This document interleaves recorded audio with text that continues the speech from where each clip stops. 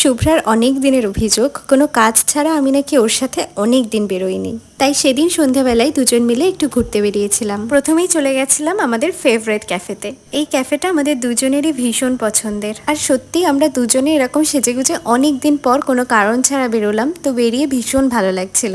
আর এই ক্যাফেটা রুফটপে, তো এখান থেকে ভিউটা খুব ভালো আসে। দুজনে তো অনেক গল্প করেছি, কিন্তু অর্ডার দেওয়ার সময় আমাদের দুজনের চয়েস কিছুতেই মিলছিল না, যদিও এটা সব সময় হয়। তো ফার্স্টে আমার পছন্দ মতো অর্ডার করা হয়েছিল ড্রাই চিলি ফিশ।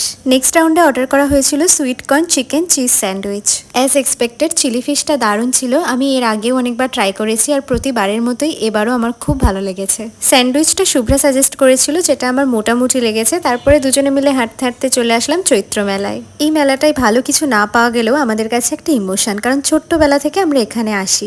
সব দোকান এখনো ঠিক করে বসেনি, তবে কয়েকদিনের মধ্যে তাড়াতাড়ি বসে যাবে। তো চলো আজকের মতো টাটা।